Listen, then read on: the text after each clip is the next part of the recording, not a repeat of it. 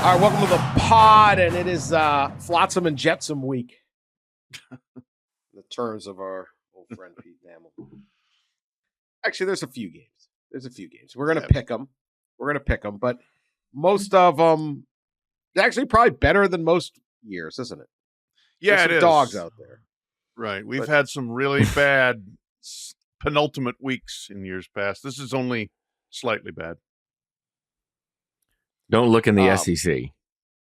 Yeah, that's just don't even look. Dog week. Yeah, don't even look. SEC Dan, SEC opponents this week: Chattanooga, Louisiana Monroe, Southern Miss, Abilene Christian, New Mexico State, Florida International, Georgia State. Yeah, how about that? Woo-hoo. Thank God for Georgia, Tennessee, which I love Georgia, Tennessee, and that was expected to be a really good game. Mm-hmm. It probably will not, but that's where I want to start. So I want to look at our 8 contenders for the playoff. There are 8 reasonable contenders for the playoff. I think I don't really see how there is a 9th.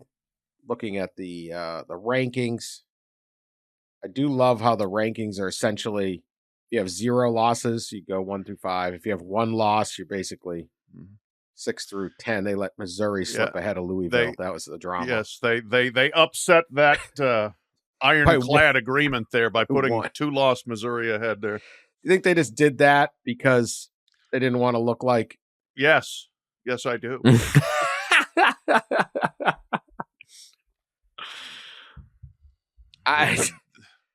We're not just slot voting by losses, I promise. See? I don't know what to say. I don't like these guys. These men and women go there every week to do that. What I just can't even imagine. Just not my personality. No, it's definitely. You're not a meeting guy. So not a meeting guy. I was invited to that mock thing a few times. I'm like, why would I do that? Sounds horrible. Here's what would happen. Dan would be down there like playing word games on his phone the whole time instead of paying attention. Mm-hmm. Yeah, that's right. Yeah. That's right. Absolutely. I enjoyed the mock. I walked out of there thinking, what the hell are we doing? That's what I walked out of there thinking. Because the whole time was spent on these silly analytical statistics, like these, game control and average margin of victory. And I'm just like, oh my God, why can't we just go to some kind of NFL model where it takes the committee out of it, takes subjectivity out of it, give me all or most automatic qualifiers and take this stupid stuff out. College football loves its ambiguity. Loves meetings and rules. Yeah. They love meetings and rules about meetings and meetings about rules. Why would I need to go to that to know that this is a pointless exercise? Okay, would I just go to a tax seminar about how to write if you had a trucking company, how to write off your trucks? I don't have a trucking company. Why would I? I'm sure that is an applicable skill set or knowledge to have for someone who does that work. I don't. Here's the reason why they have that's why they had the mock thing. Unless they started it so that we won't make fun of it, right? Exactly. Yes. Yeah. Basketball is 10 times worse because there's more teams. But it's so that you get in there and you sit down and say, oh, wow, this is really complicated. I'm going to stop complaining or ripping the people that do it, except it doesn't really work. But at the end of the day, it's like basketball. It's like there's some 17 and 12 team didn't make it. Right. Yeah. Or there's some 25 and 4 mid-major didn't make it. That's more likely. But this, I don't get why you would rank to 25. I don't get why. I guess I do. You got to have whatever's a quality win. I don't get why you do this for 6 straight weeks, except for TV. I can't. I just can't. No way. Absolutely not. There's golf courses. There's a golf course. If I'm going to fly to Texas to have a meeting, I'm going to go to no, there are other things that other things I could be doing other than this. Anything. The jalapeno cream corn is good, but it's not that good. Not I don't know how they get these. I do not get how they get these people to do this. My hero was Archie Manning. was there for 2 weeks and then claimed he had, I don't know what, some family injury. Knee injury. No, knee injury. Yeah.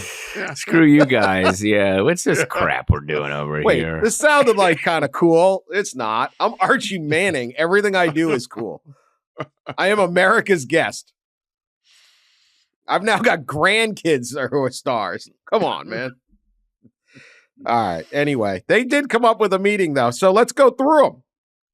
All right. I mean, it doesn't mean it's not relevant. I mean, we could have figured out. Here's the thing. We could figure out the 8 contenders without the ranking. But let's do it. Number 1, Georgia. It was so exciting this week. They jumped past Ohio State. Thrilling moment.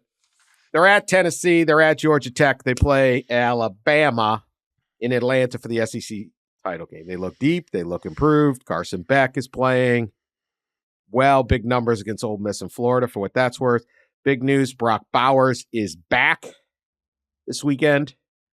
The surgery worked. He still leads Georgia in receptions, receiving yards, and touchdown catches. Oh, and they've won 28 straight. What are we feeling about Georgia here? Pat?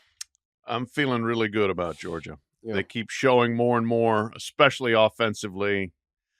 You know, at the beginning, I thought Mike Bobo was so cautious with Carson Beck, and maybe rightfully so, but I mean, they never threw the ball downfield. Everything was underneath. Everything was a check down. Everything was a swing pass. Everything was short and easy and safe. And that has changed. They are now getting vertical. It certainly helps that Ladd McConkey is fully healthy. He's been a good deep threat for them in recent games here.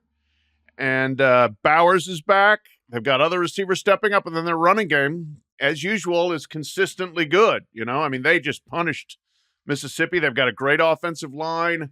They've got good backs. And it's just all come together for them offensively. This is not as good a defensive team as the last 2 years. That's understandable. Look at the NFL. But this is a really good, complete Georgia team once again. And right now they are number 1, and they should be number 1. Yeah, you know, early in the year, maybe even midway through the year, I certainly had concerns. Georgia looked vulnerable. I mean, teams were even at least moving the ball, kind of. UAB, Auburn, even Vanderbilt at some point moved the ball a little bit, and they just, you know, they weren't slamming the door. Georgia, South Carolina. You know, remember the South Carolina game? How much of a struggle offensively it was for them in the first half. I think they scored 1 touchdown, so they looked vulnerable, and then like. You know, the bye week arrived after the Vanderbilt game, and really before that, you know, after the Auburn game, they really got rolling. When October hit, you know, they had Kentucky, they blew out Kentucky, and then they had Vandy, and they had the bye week, and then they've rolled. And while the Missouri game was close for a while, actually, I mean, Missouri's a good team. We've obviously seen Missouri's a really good team. So I feel much different now than I did just like 4 or 5 weeks ago about the Bulldogs. This is a fairly dominant team on both sides of the ball, and at this rate, I think you know, there's only 1 or 2 teams right now that could beat them. I'm in agreement. I think Georgia Bulldogs 3 in a row is very, very doable. Let's get to the juiciest possible thing this committee could have happen to them. And I'm now jumping. I had a plan to go 1, 2, 3, but that's boring. We'll jump to 7. Alabama. They play Chattanooga. They're at Auburn. They play Georgia and Atlanta. They are probably on your short list of teams that are capable of beating Georgia, Ross. I'm going to presume they're looking better. 48 points against LSU, 42 against Kentucky. Jalen Milroe is playing really well. Big question is, are these defenses any good? Is the SEC any good besides Alabama, Georgia, and maybe Missouri? So here's the situation. Alabama beats Georgia in the SEC championship game, knocking Georgia to 1 loss. You could have an undefeated Big Ten champ, an undefeated Florida State, an undefeated Washington, all moving up, or maybe Oregon. I don't know how that would work, but certainly let's say Washington wins out. And then your 4th spot would come down to potentially Alabama or Texas. Texas has at Iowa State. They play Texas Tech. They get a Big 12 title game. They have not looked great lately. Close victories over Houston, Kansas State, and TCU. Quinn Ewers is back, though. Running back Jonathan Brooks is out for the year. Right now, Texas is ranked ahead of Alabama. Reason? They went to Tuscaloosa and won by 10 points. Head-to-head, Texas beat Alabama. So, if it comes down to this is pretty juicy. If it comes down to Texas and Alabama fighting for that fourth spot, each having a loss, Texas is to Oklahoma, Alabama's to Texas, could we have a playoff without the SEC? Namely, Alabama sitting at 5 and Georgia sitting at 6, both with one loss. Pat, Armageddon? Oh, yeah. Now that like the entire South would lose its mind, Greg Sankey leading them. That would be wild. Could it happen? It could. I mean, the way you laid it out, yes, it's possible. I don't think the committee could bring itself to do that. I don't. I think whoever wins between Georgia and Alabama is in. And if Georgia loses, Georgia might be in too. We'll see. Depends what happens. There are still so many permutations that could still happen. Like the committee, we just spent a little while making fun of their work, but they're going to have a very hard job in the last couple of weeks of this, I think, because there's a lot of teams still in contention, and you're going to be in some hair-splitting situations most likely.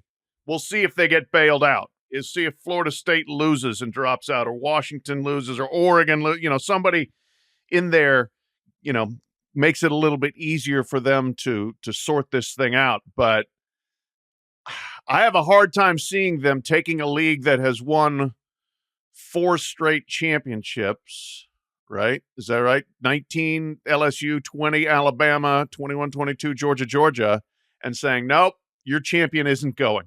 Now, you're not supposed to look at the past. This is each season is a contained thing. I'm sorry, but I don't see it. I think the SEC champion is getting in.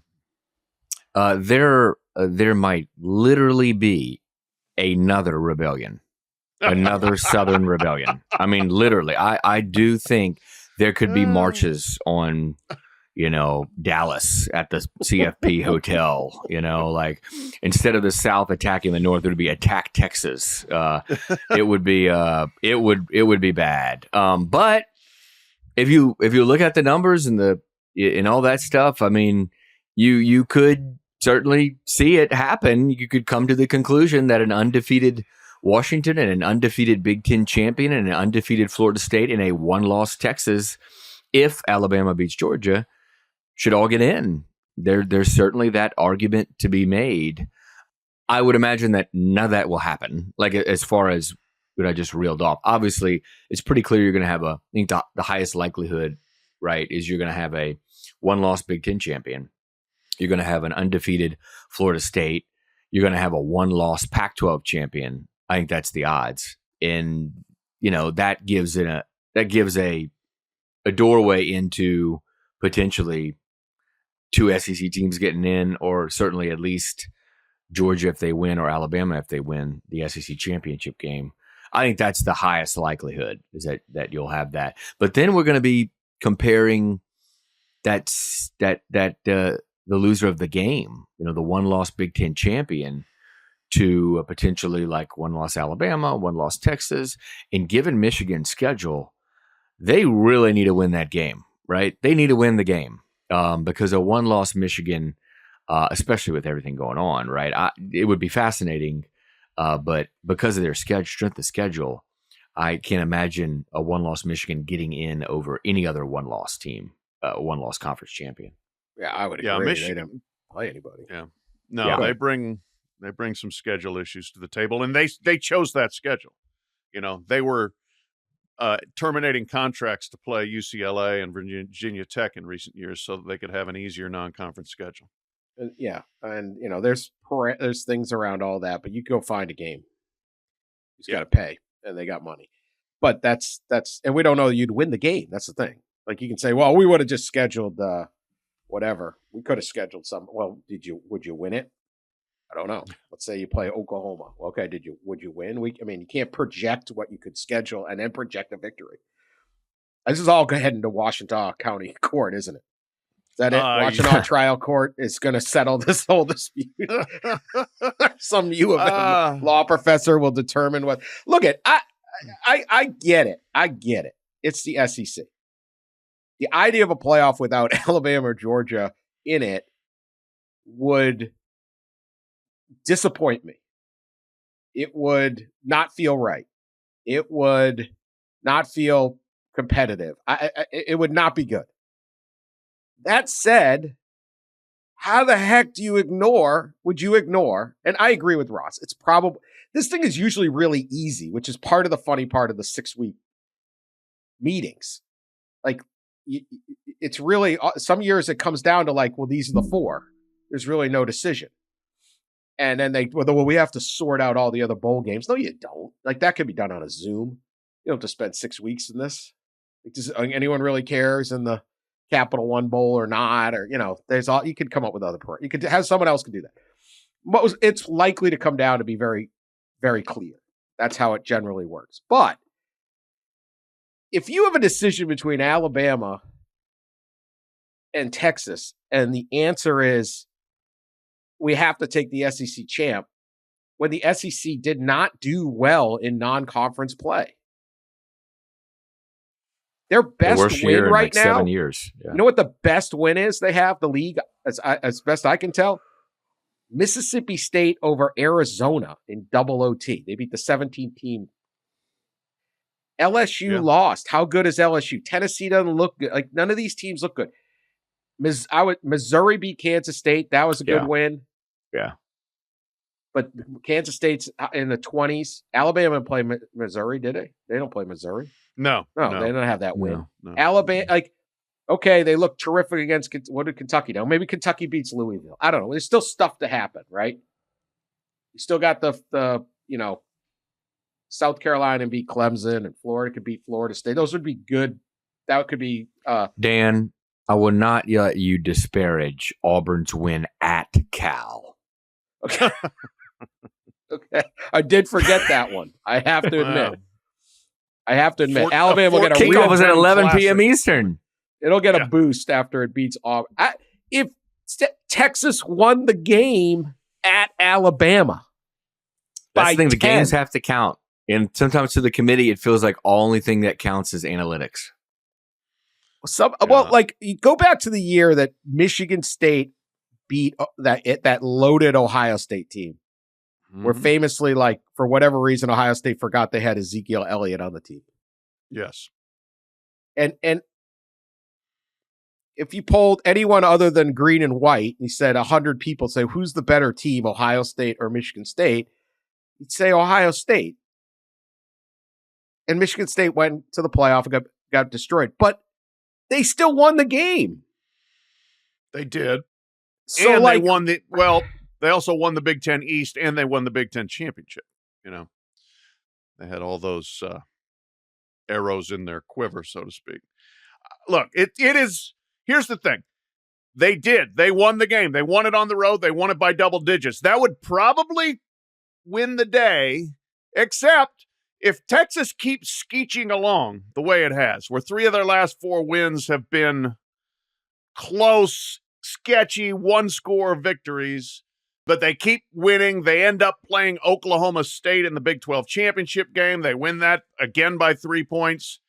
And Alabama goes into Atlanta and beats a team that nobody has beaten since 2021 when Alabama did it. And looks, again, very good doing it. It's going to be an argument. It's going to be a debate. It's a tough one, but I'm not sure which way that goes. Georgia hasn't played a tough schedule this year. Nope. I would have I am admitting this is ridiculous, and I can't sit there and say, well, sorry, Texas. Thanks for going to Alabama and winning at Alabama by double digits and having the game put away late in the 4th. I mean, it was a close game. They scored 21 in the 4th to win it, but still, they won the game. Yep. It makes a mockery out of the playoff if you leave them out and you pick Bama over them. They each have one loss. Like it's a mockery of the season. It's agree. You can't do it. You just can't. I get it, but like, what did Alabama do? Now, if this is a typical SEC season, maybe, and Alabama's knocking off like all of these, all these really good teams or something like that. I don't know. Like if it's a loaded, like, I can't believe why. So my little schedule of how to go down this is blown, of course. I don't know how to run anything, but like, how in the world is Florida State ahead of Washington right now? It doesn't matter. It does not matter. But like Washington, they shouldn't be. They're surviving a gauntlet of like tough teams. And so I'm looking at Alabama. They beat Middle Tennessee State. They lose to Texas. They barely beat Florida State, South Florida. They beat Ole Miss. That's their best win. Mississippi State, fired coach. Texas A&M, fired coach. Arkansas could be a fired coach by 3. Tennessee, second best win. LSU, they lost to Florida State by a lot. They don't have a defense. Kentucky, Chattanooga, Auburn. I don't. It's not one of those years where you're looking and going, all right, they have run a true gauntlet. The SEC is not that good this year. It's not deep like it usually is. It's really good at the top, but it's not deep. I hear what you're saying. I am not disputing your points, but let's turn around and look at who Texas has beaten, other than Alabama. And that's a big other, obviously. But I believe they've beaten one team that is ranked in the top 25. K-State. Other than Alabama. Yeah, did they? Wait, yes, K-State, which we know if K-State could kick an extra point, K-State wins that game. Yeah. Game control. Back. If Alabama has beaten number 18 Tennessee, number 15 LSU, number 13 Tennessee, Ole Miss, and number 1 Georgia, that's a lot on the resume. And again, I'm not. It would be a hard call. I can't like argue your side is wrong. Like I can't. I get it. Yeah. I mean, it would be a hell of a debate. Let's put it that way. It would be a hell of a debate, and it would be a fitting end to the 4-teamer if the SEC somehow got left out, and just be like, can we just get past this? Yeah. Okay. But of course, more likely than not, it's Georgia curb stomps them or something like that. Yeah. I don't know. Still Alabama. All right. Our other contenders: Florida State or Ohio State. We got Ohio State. I'm sorry. We're doing. What are we? 20 minutes in. We're made it to number 2. Made it to number 2. Minnesota at Michigan. They would get Iowa and Indy. Michigan, we'll just do these two together. At Maryland, Ohio State, and Iowa probably and Indy. Offense is starting to get better for Ohio State, but they played Rutgers and MSU. Who knows? Travion Henderson is asserting himself. They have Marvin Harrison. Ain't nobody got Marv. They got him. Michigan, who the hell knows? They just won a game running 32 consecutive run plays. Do they have is Roman Wilson a good wide receiver or not? Don't know. Can J.J. McCarthy make big plays in a big game? We don't know. Is Jim Harbaugh going to be the coach? Is he going to coach the next 2 games? Is he going to coach after that? Is he everything's focused on this hearing, this bizarro hearing. Is he going to be on the plane to Maryland or not? We don't know. Like, there's still an NCAA investigation going on too. Yeah. Like, we still haven't answered the basic questions of this entire scandal. Like, day one, how many people at Michigan knew? I feel somewhat confident, although judging Jim Harbaugh's by his behavior, but it's risky, but I am somewhat confident that they'll never prove Harbaugh knew or he actually didn't know. Right. But did anybody else? Yeah. Did any other staffer? Did any other assistants? It's still ongoing. They're still trying to interview people, look through stuff. There's a lot of work. What if something is found? I don't know. Like, we still have no idea. Everyone's focused on this like little hearing, but it's like, okay, that's like the first battle in a long war. And so we got all of that going on. Who the heck knows? What do you do? Does this ever wear them down? I don't know. This is a circus. It's great for us, great content, but who wins this game? I don't know. And obviously the winner is in and the loser's out as far as I'm concerned. Can you really keep America's team out of the playoff? I forgot about that. Self-proclaimed America's team, Jim Harbaugh. Adversity, Pat. Yes, that's right. It's you know what is true adversity? Getting caught. I've covered a lot of trials, and usually the defendant who's charged with the crime, I would describe that as adverse. That is, it's generally an adverse process. Do not mock their adversity, Pat. Yeah, I apologize for not taking them very seriously as America's team. But yeah, fortunately, well, again, we don't know whether Harbaugh's coaching, but Michigan will play Ohio State on November 25th, and that will help really set the terms for championship week in terms of who's got the inside shots and who doesn't. Because whoever loses that game, their season is done. Their regular season is done. The winner gets to go play a horrific Iowa offense and win by 5 touchdowns. But Iowa blowing this for the Big Ten would be so funny. It would be beyond hilarious. I mean, like, incredible. Like, if Iowa somehow wins 6-3 in the championship game, it'd be the greatest moment in Kirk Ferentz history and one of the worst moments in Big Ten history. Imagine if the Michigan survives 3 games without Jim Harbaugh, beats Penn State, Maryland, Ohio State, and then, of course, like the epic celebration it would be, and then somehow loses 6-3 to Kirk Ferentz on a return punt but a missed field goal. Or missed extra point. They can't even return punts anymore. Cooper DeJean's out for the season. That's true. No. Okay, safety, 2-zip. There you go, 2-zip. I don't know. So funny. Anyway, proceed. Well, I mean, no, the drama is very focused right now in the Big Ten and those 2 schools and in that courthouse on Friday and what happens there, what comes out of that. Can they get an insta ruling that Jim Harbaugh is clear and ready to go? Is there some sort of settlement where they just decide, okay, you're just out Maryland, then you can come back? I mean, all those things are up in the air, but then that game will be played at noon on November 25th, hopefully under leaden skies and cold temperatures, and somebody will win. And that team that wins that is all but assured of going to the playoff pending the 2-0 loss to Iowa. The thing that kind of concerns me about either one of these teams, right? If Michigan gets in, is their offense, both of them. But if Michigan specifically gets into a game with a team that they just can't completely squash defensively and have to score a little bit, and really honestly the same for Ohio State.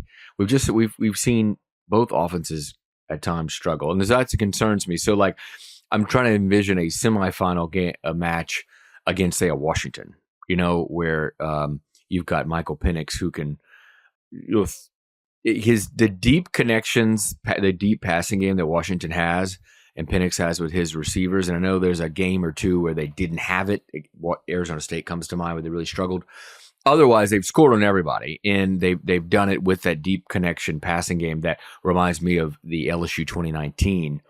I wonder how one of those, Michigan or Ohio State would fare. So that would be my only concern there when you look toward the playoff. But yeah, obviously, like, at least one of these teams is in. And if Ohio State loses a nail biter against Michigan, is there a chance they both could be in? I think yes. Things have to break right, but sure. Yeah. Yeah, they didn't even lose a nail biter last year. And they got last year, yeah, right. Yeah. So that's kind of the thing about the 4-team. You set this up and go, well, this is what makes the 4-team great, is these like do or die games, but then it's like do or maybe die.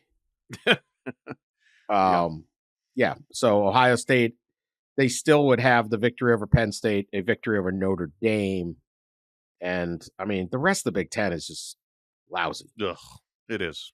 They need to do a better job stealing signs. They are not. Whoever's getting Bielema's notes, it's not working. Steal the defensive signs in the Big Ten West so somebody can score. Yeah. Because, my God, the offense is in that division. All right. So, obviously, Washington and Oregon. We have Florida State. I'll go to Florida State. They play Northern Alabama. Yeah. They're at Florida. They get an ACC title game. Is it set for Louisville? We believe it's Louisville. Not yet. Louisville, no. If Louisville wins against Miami Saturday, it's likely Louisville. North Carolina would have to win both of its games at Clemson, at North Carolina State, and then tiebreakers would have to go their way, and it could actually come down to like Georgia Tech. Like, where does Georgia Tech finish in the rankings could decide who plays Florida State in the championship game. Yeah. And I didn't mention Texas. Texas, there's a Big Ten. They had a new rule. They had to clarify their rule tiebreaker. It's a mess. It kind of favored the worst written thing of all time. It was unbelievable. Yeah, well, they didn't anticipate. I mean, this is what's going to happen without divisions. Divisions were not always great because they set up weird championship games, but they did help in at least knowing what the hell was going to happen. Yeah. So Texas at Iowa State this weekend. They get Texas Tech at home, and then a Big Ten title game against who knows who knows. I can't wait till we have 18-team conferences with no divisions, and the tiebreaker list is going to be like longer than a novel. Yeah, and 12-game seasons. Like the AFC only has 16 teams. The NFC has 16 teams. Big Ten, 18. Yeah. Washington. So Florida State's got that. Obviously, they went out. They're going to get in. Right? I mean, it's just simple. Yeah, lose, keep an eye on. Look, I know Florida struggled this year. That game's at the Swamp at night. Might have to win it to go to a bowl. I don't know. I mean, it wouldn't be the craziest thing for the Gators to spring the upset and just completely ruin their rivals' championship hopes. Just saying. Certainly improve Billy Napier's approval rating. Yeah. Florida has shown moments of pop, right? Mm-hmm. Like it's especially at home. Yeah, especially at home. We'll see what they do. They got Missouri this weekend. They're at Missouri, but they've shown moments. They played really well against Tennessee. I don't know. Do they have it? Probably not. But I agree with you on that. It's also, you get that rivalry game. A lot of kids played against each other in the state. It's, it's definitely not easy. And finally, Washington and Oregon, they're sort of on a match here. Washington is at Oregon State. They get Washington State at home, and it's not settled. They play Oregon in Vegas, but it's probable if we're counting them as contenders, or else they're eliminated before that. They have quality wins over Arizona, Utah, USC, and Oregon. Again, I think they should be 4. They're not, whatever. Oregon then is at Arizona State. They get Oregon State. Oregon State can screw everybody up out there. Yeah. And then there's they've won their last 4 by 24 points since losing. Then they would get Washington and Vegas. So could either of these teams survive with a loss? I think a lot depends what happens elsewhere. If you get 12-1 Oregon, you get 12-1 Oregon in the clubhouse, I think they've got an argument. They're above them right now. Right. And you say, look, we were the best conference all along. We just came through with 12 wins, and we just beat the team that beat us, Washington.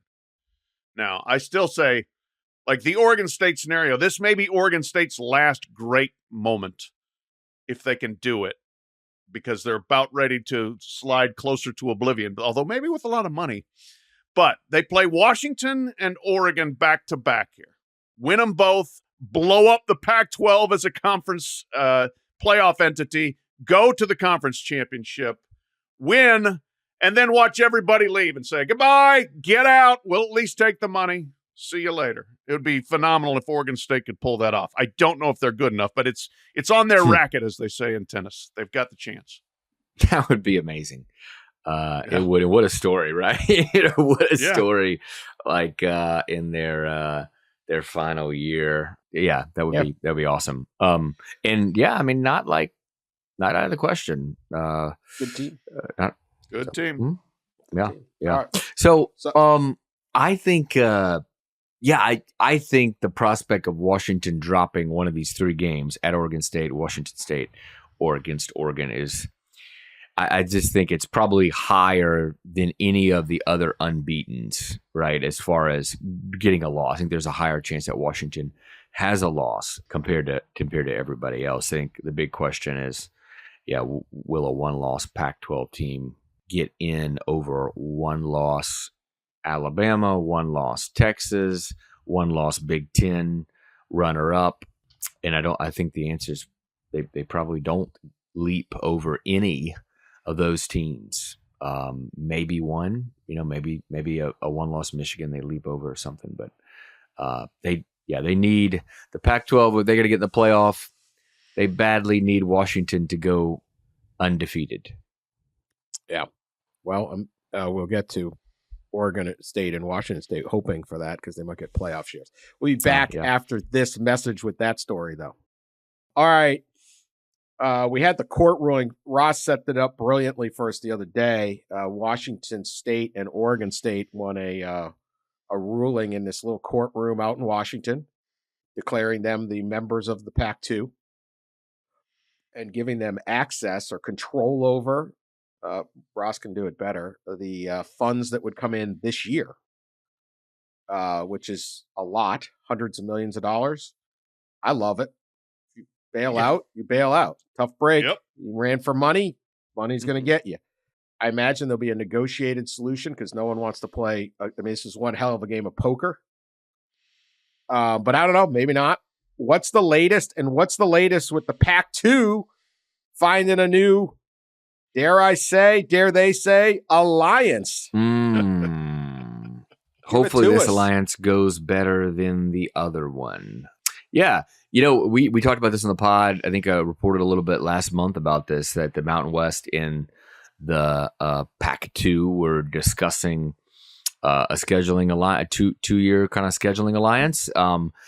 After the court hearing now, they kind of re-engaged the two, Oregon State and Washington State, with the Mountain West, and talks are speeding up where something could be done within 5 to 7 days, probably, maybe sooner. Mountain West presidents meet later Thursday. Probably by the time you're listening to this, they are meeting or have met to kind of, I think, give Gloria Navarez, the commissioner, more permission to continue negotiations. So it's an interesting setup. So the way I'll do the on the field and the off the field. The on the field, the scheduling part of this, is each Mountain West team would reduce their conference games that they play from 8 to 7. And it would be a 7, they call it a 7+1 scheduling model. So they play 7 Mountain West games, and they played 1 game against either Oregon State or Washington State. But the Oregon State or Washington State does not count against the Mountain West standings. And Oregon State and Washington State are not eligible for the Mountain West championship game. And so that's kind of how like the schedule would go. Those teams, and there's 4 of them in the Mountain West who already have Oregon State and Washington State on their schedule, like as a non-conference game, keep that game in, add another game against the other team. So like Boise State will play Oregon State and Washington State each year because they already had one on the schedule for each year. So that's how it would go on the field. Off the field, there'll be a lucrative compensation package, probably cash from what the teams just won, a portion of the revenue that they potentially have control over. So there'll be a lucrative package from Oregon State and Washington State to the Pac-12, kind of like or to the Mountain West, kind of like a rental charge fee or something like that. Thanks for let us renting your league for 2 years and giving us 7-8 games. So they'll have a fee. They'll have a package there, and then as well there'll be kind of an intent on a merger, on some kind of Pac-12 Mountain West merger in the end of this. There's probably an out to that, but there's an intent to that. And then the third thing as part of this, I think it's really smart, is there will be a really stiff financial penalty if Oregon State and Washington State decide at the end of this alliance to poach only a portion of Mountain West teams and not everybody. There'll be a big financial penalty because that's obviously what the Mountain West has feared, is that they will poach, 5 to 7 of their top programs and rebuild the Pac-12. And the idea is, no, you have to get us all 12. I think it's 12. Yeah. Yeah. I think it's 12 football playing. Yep. You have to get us all 12 or none at all. So that's kind of the gist of it. It's interesting and it's needed. Obviously, there really wasn't any other options. But boy, did Oregon State and Washington State try. They floated a scheduling alliance, I believe, to the Conference USA into the Sun Belt as well. And I think part of that was because they didn't want to agree to some of these things with the Mountain West, but there's no choice.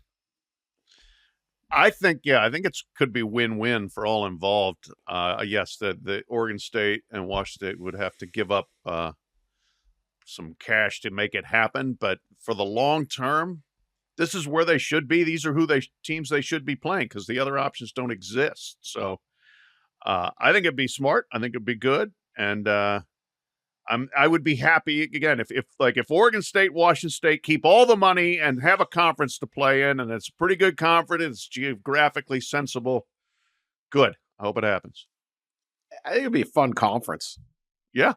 I mean, and they can produce good teams. And obviously, you're going to take a hit somewhat in recruiting, but it's a little different now. I mean, there are good teams in the Mountain West. The football's good, and you can certainly get a path to a playoff. So it's the best scenario for them, especially if they get to keep a lot of the money and pay down. I mean, Oregon State's got a ton of stadium debt, for understandable reasons. You build thinking, I'm in the Pac. I mean, this league's existed for 108 years. We're a member. We should be able to carry on, and then it goes away. It's amazing. So I think it's a good spot. It'll be a fun league. Undoubtedly, nothing will curb the disappointment of what happened, but I do think you can get some really cool rivalries going. Washington State, Boise just seems pretty fun. Yeah. They're not quite next to each other, but I mean, they're close enough. Like there's a lot of good things going. So, I will say the line of the week from the wise guys over at the Reddit CFP Twitter account was pretty good. Now that Oregon State and Washington State have gotten control of the Pac-12, they said that Oregon State and Washington State could just basically declare James Madison the champion of the Pac-12, and who's going to stop him? Yeah, that was really disappointing. Again, with the NCAA, it's college. They love rules. They had a meeting about the rules. Jacksonville State and James Madison, could they be bowl eligible, right? Was that it? Yep. Postseason, and they denied that's right. Yeah.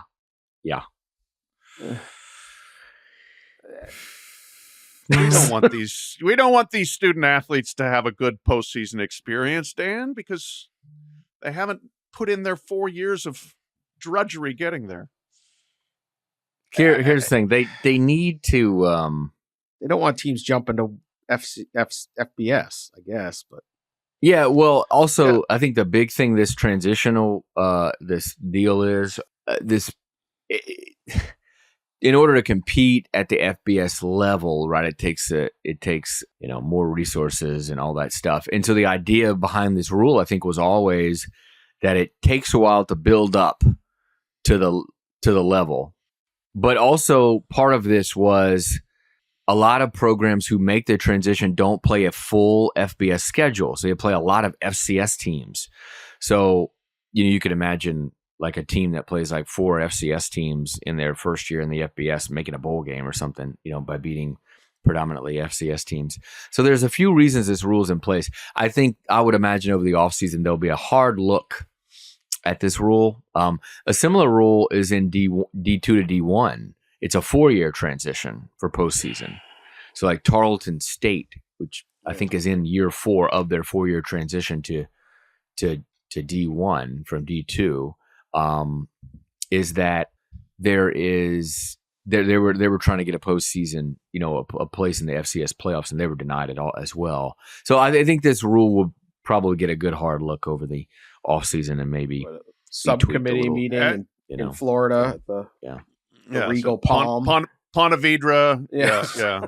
When they're not playing golf, they'll get around to making a ruling. It just seems like sometimes it's just misery and adherence to rules for the sake of misery and adherence to rules. That said, there's still a pretty good chance both of those schools, James Madison, Jacksonville State, playing bowl games. If we don't have enough bowl eligible teams, well, at least we got that. They can go. Yeah. I mean, I don't know. I guess I just don't understand. It's why I would never be on the committee, but it's the same thing. Like, why would I ever want to be in this? Like, there's just no imagination sometimes. Like, I just wonder if there's any joy to it. Like, you know what? These guys, they did enough.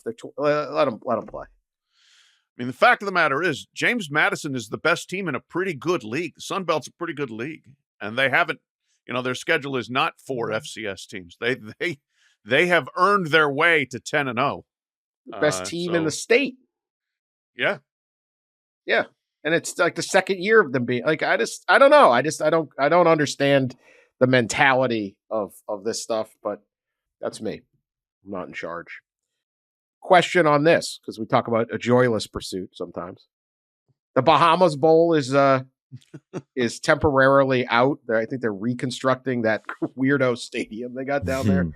It's like a track and like only one side. I don't know. It's always fun. Bahamas Bowl. So whoever qualifies for the Bahamas Bowl will no longer get to go to the Bahamas. Instead, they will go to Charlotte. Also, it's no longer called the Bahamas Bowl. It's called the Famous Toastery Bowl. Mm-hmm. Famous Toastery. I thought it was like a knockoff Pop-Tart. Which I was like, well, that would probably be. I mean, if you can't go to the Bahamas, the next best thing to do is getting to eat Pop-Tarts in Charlotte, right? Like that's, I think, would be your second. That would be a buy. But in fact, the Famous Toastery is a restaurant chain basically in Charlotte and a few spots in North Carolina and Virginia and maybe Tennessee and South Carolina. Because it's trying to become a Denny's or something. The new Denny's. It's pretty good. I've eaten at one of the ones in Charlotte. Yeah. The menu's looking pretty good. So what would you choose, Pat? Would you rather go to Famous Toastery in Charlotte or the Bahamas, but kind of have like not as good of a breakfast? And I don't care. Like if the stadium is literally falling down around me, I want to go to the Bahamas. I do not care about one thing other than get me there, get me the temperatures, give me a day on the beach, day to play in the waves. I'll show up and play in a sandlot. I just want to go play there. Nothing against the fine city of Charlotte or the Famous Toastery, where I did have a good brunch one time. But give me Bahamas. Before we pick the games, I got to get to one story here, a quick people's court. A lot of people, there was a horse that got loose on a plane. A lot of people wanted to talk about the horse getting loose on the plane. We can't. It's kind of a sad story. The horse had to get put down. We're trying to be upbeat here. So no offense to all the people that sent us the horse. It wasn't like galloping down the aisle with the passengers. No, that isn't how it works. People's court here from ultra marathon running in the UK. They had a ultra marathon, 50 miles you got to run in Liverpool. And this Australian woman, I think she's Australian. No, she's British. I'm sorry. This British woman, she flew in from Australia.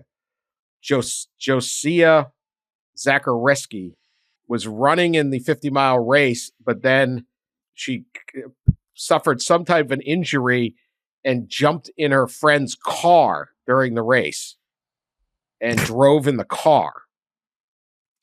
Yet, when she somehow finished anyway, so maybe she got out, and they handed her a third place trophy, and she got up on the trophy stand and accepted her bronze medal in the ultra marathon, which of course was aided by riding in a car. Not really hard to ride in a car for 50 miles. That's not a challenge. She said, obviously she did not deserve it, but she's trying to beat the punishment. This is a very like Connor Stallions acted alone defense. I don't know. I accept my actions that I did travel in a car and then later completed the run. Okay, so she rode in the car, then got out. I guess the injury healed during the drive. It did. Crossed the finish line and inappropriately received a medal. But she said she returned it immediately. And the reason that she took the medal was she had just flown in from Australia and was jet lagged and crazed and couldn't think straight. Like the worst excuse. Lots of excuses. Lots of excuses there. Yeah. So excuse. Pat, did she, you buy this excuse that the reason she accepted the medal was not because she thought no one will remember that I rode in a car. And there's a famous Boston Marathon where the woman Rosie took the MBTA, the train in Boston to the subway during part of the race and then won it. Yeah, and then people were like, we saw her on the train. She was on my stop. So I don't know how this worked. Do you accept jet lag as an appropriate excuse for climbing up on the medal stand and accepting a bronze medal? Have you ever been so jet lagged that someone handed you a medal and you did not know? You've flown all over the world. You've flown all over the world. All of us have.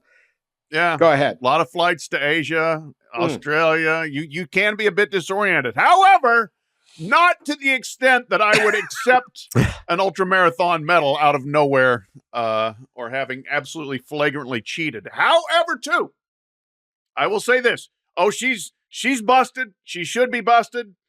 But ultramarathoning is so stupid and so ridiculous.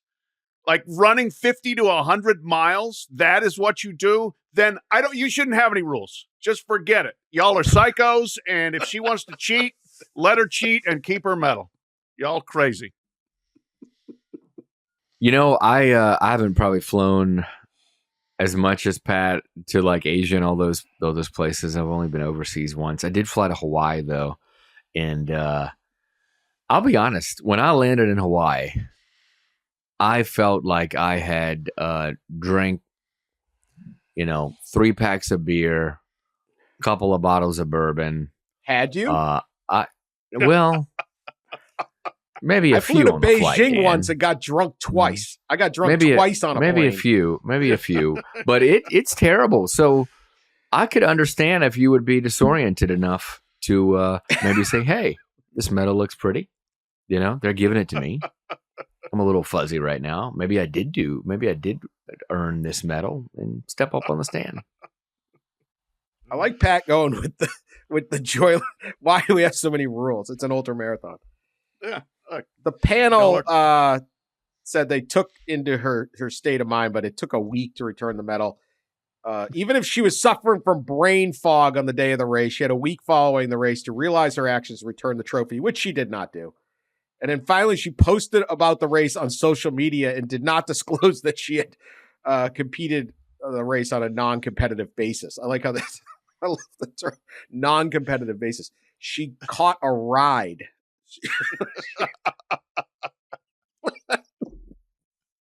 Yeah, that's non-competitive. Hey, just the other day, I rode 50 miles in a car. Am I an ultramarathon? I would only accept this if she says she got drunk on the plane. My trips to Asia, I like getting after it. I think I was on that flight to Beijing when you got drunk twice. No, that was Tokyo. It was like 9 a.m. You flew into Detroit. We're catching this flight to Tokyo, and Pat would only have like one drink with me. And someone else was there. One of your colleagues. I had two. Michael Rosenberg and Stephanie Epstein. They were kind of agased that we were drinking at all. They were aghast that we were getting after it. Yeah. There was definite, like, what are you guys doing? I'm like, I don't have to fly the plane. It's a 14-hour flight. Yeah. I'm going to get drunk, take a nap, and then do it again. But should have brought some gummies. It'd be better. It'd be better. I don't know. You'd have to get up and go to the bathroom all the time. Let's go. So if she was hungover and couldn't finish the race and needed a ride, she didn't drive. That's the only way I'm excusing this. Here I am, rule follower. There we go. Dan Wetzel, having spent 20 minutes decrying the rules with the NCAA. Now, even this one, I got to say, you can't ride in the car. How is she going to survive this adversity? That's really what we want to know. She's America's distance runner. I'm coming through some adversity here. I got caught driving in a car. It's terrible. How will I do it? All right, let's pick the games. Situation's getting dire here at the end. Well, Sean has got a lead. Where do we stand? Sean makes picks based on like which friend he hates that roots for. Right. I got a friend who's a Tennessee fan. I can't stand that guy right now. So, all right. Sean is 39-27. We all have 3 ties. Ross is 36-30. I'm 36-30. Pat 31-35. I believe you're mathematically eliminated or close. No, maybe not, but there's a magic number. Let's just put it that way. There's a magic number involved. I'm continuing to claw back towards 500. You're going to need to go. You need to go pretty much 6-0 the rest of the way each week. All right, number 10, Louisville at Miami. The most intriguing line maybe of the season. Louisville's got 1 loss. Miami is not. What do they got? 4 losses. 6-4. Yeah. Miami is giving half a point. Noon on ABC. Pat. I don't get that line. I'll take Louisville. I will take the half point. Here's the thing. In addition to where I think Louisville's better than Miami is, Louisville's had 2 extra days of rest. They played on a Thursday. They've got 2 big-time playmakers who have been playing through some injuries that should be, a little bit better further along here. And Jawar Jordan, their running back, and Jamari Thrash, their quarterback. Miami's coming off, a rivalry battle with Florida State that they lost in fairly heartbreaking fashion.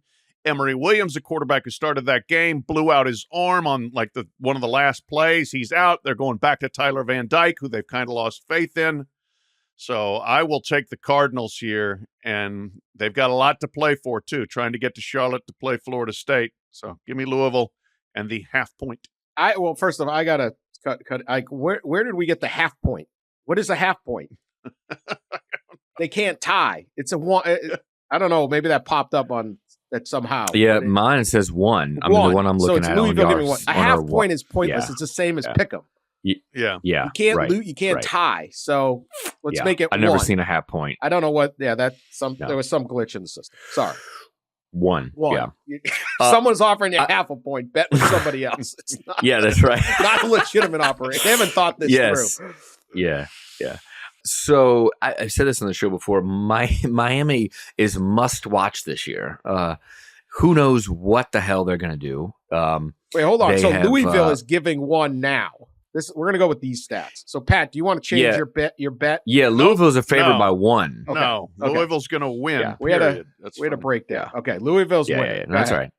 I'm going with Louisville too, but even though who knows what Miami's going to do? I mean, they came close to beating Florida State, got pounded by NC State in North Carolina, but beat Clemson, lost to Georgia Tech on the Neal issue. I mean, it's been quite a season. So it wouldn't shock me if they come out and pull the upset, because nothing would shock me with the Hurricanes. But give me Louisville to cover. Sean. Yeah, I got sunburned real bad one time in Miami. And I didn't. Here we go. I don't think that helped my luck at the bars or clubs on spring break. So I'll take Louisville. Never got rejected or burned there. I'll take the Cardinals. This one scares me though. Vegas knows something. Yeah, this is a Vegas knows something. But I'll take Louisville. Number 22, Utah at number 17, Arizona. Arizona's giving 1. 2:30 on the Pac-12 network. In other words, we won't watch it. Probably not going to see it, but it's a pretty good game. Yeah. How about at the beginning of the year saying that Arizona would not only be ranked higher than Utah, but favored? Incredible job down there. Ross? You got my attention earlier, Dan, when you were talking about the SEC and in their best non-conference win. The fact that Mississippi State, who just fired their coach and is 4-6, has the SEC's arguably best non-conference win against Arizona. The other one, obviously, is Missouri over Kansas State. But, yeah, it's pretty incredible what Jedd Fisch has done. And Jedd Fisch has done enough for his name to be certainly circulated around for some other maybe bigger Power 5 jobs. So that's going to be an interesting carousel in Tucson. At home, Utah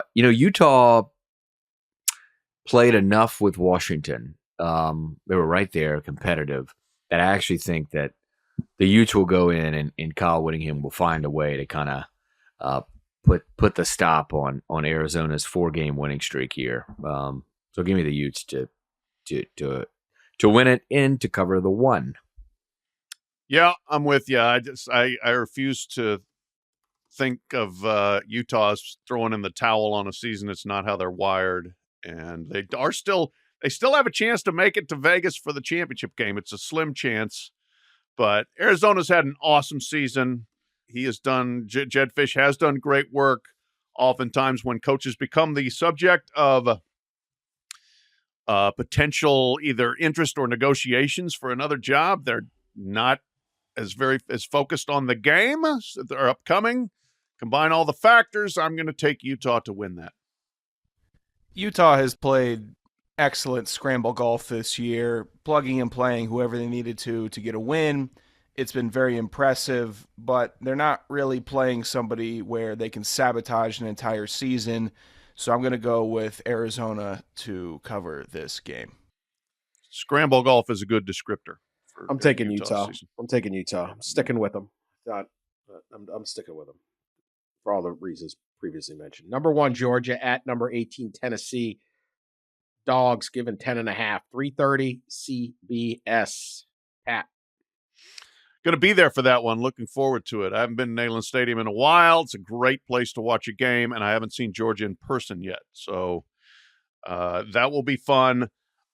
There's no way I'm not taking the dogs here.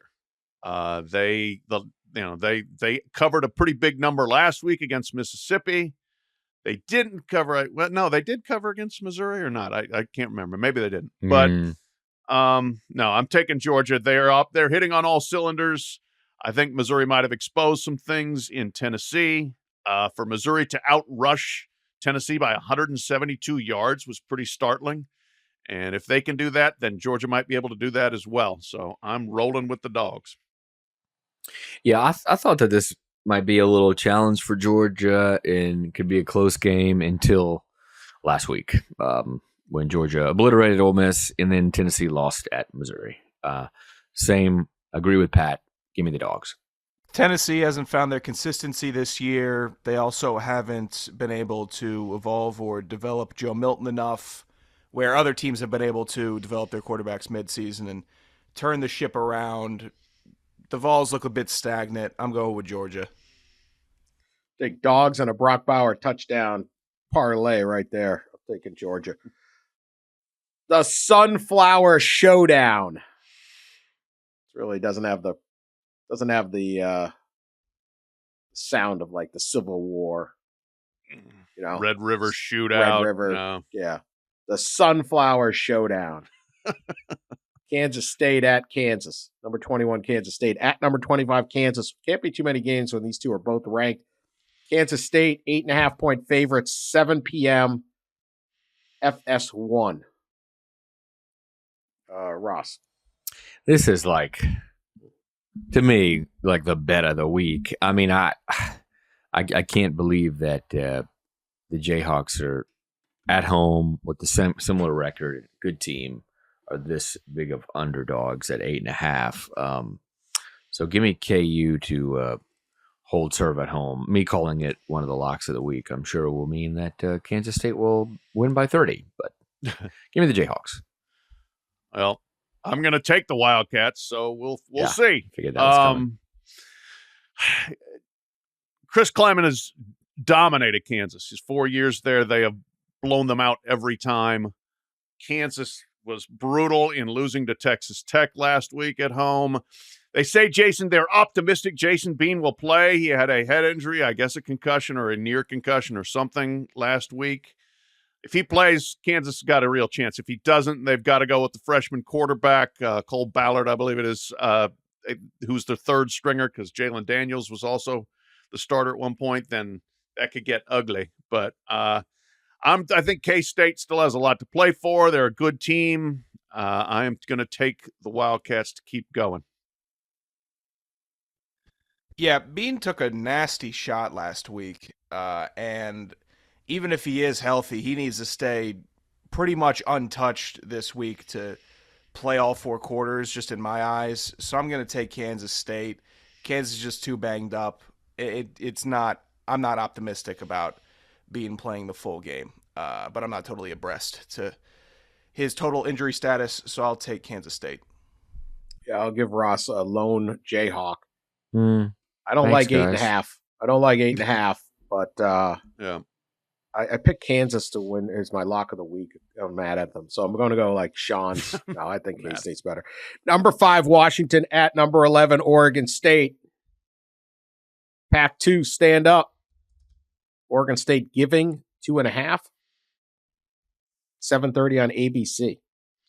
Did not realize that was the spread. What do we go to here? Yeah. Ross. Yeah, that is it's a shocking spread, isn't it? 2.5 Oregon State, but they played well. They're at home, and I actually think I just said it earlier, right? I think Washington is is probably the most likely team of the unbeatens to take a loss. Maybe this is where it is.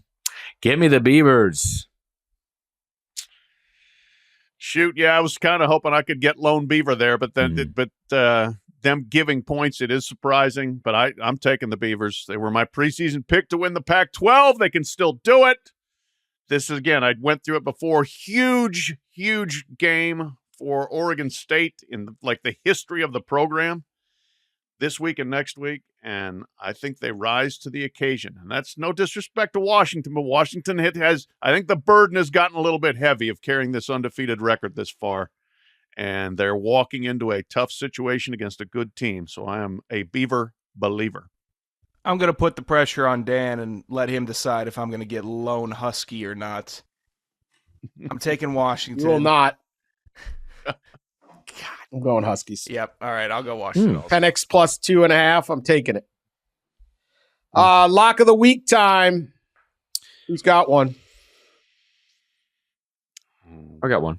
Okay, go ahead. Kentucky at South Carolina. The Cats are a 1.5 point favorite, but I think Shane Beamer at home, a chance to go to a bowl game here. They'd have to win out, have to beat Clemson and win this game, and I think they get this one at least in head into the Clemson game with a bowl game on the line. So give me South Carolina to cover the 1.5. They're a 1.5 point underdog at home to Kentucky.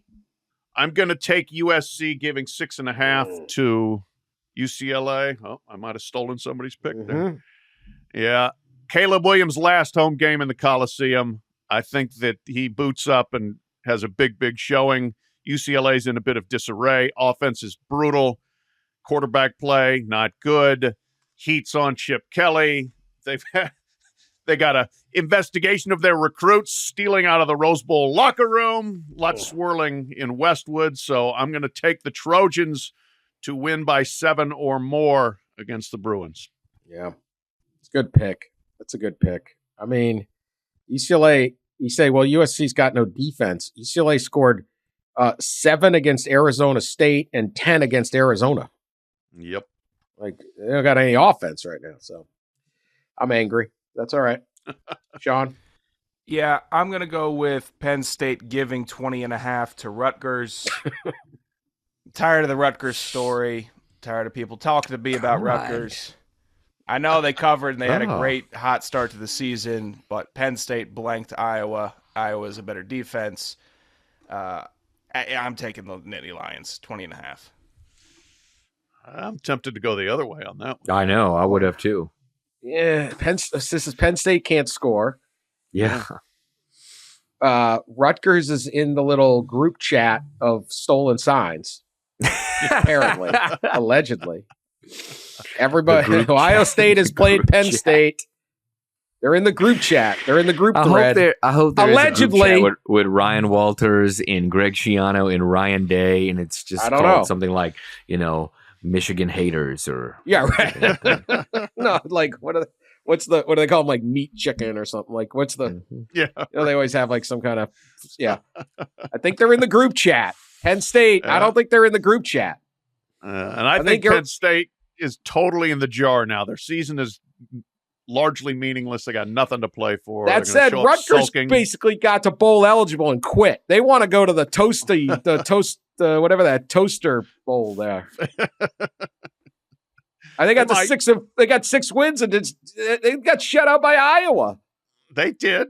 I mean, this game fascinates me. And the Big Ten slate is awful. This league is awful. Awful. It is awful. I was looking for a good good Big Ten game, and I'm going to take one.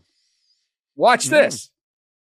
Northwestern at home. David Braun, new contract. It's a new day in Evanston, baby. Remember that scandal? Yeah. You don't need to go to Washtenaw County Court. They got enough lawsuits on that one. All in Cook County or whatever county they're in. Northwestern getting 3 points from Purdue, a 3-7 Purdue team. I'm taking the Wildcats at home, fired up. Let's go. Here's what you're betting against, Dan. What?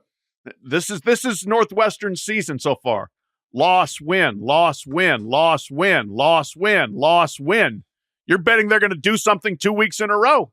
Hasn't happened yet. You're betting they're going to go win-win here.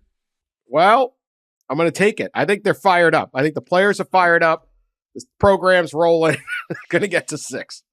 Northwestern at a bowl is good stuff. It's phenomenal. Yeah. All right. That's our show. Keep subscribing. Share us on social media. We're back Sunday.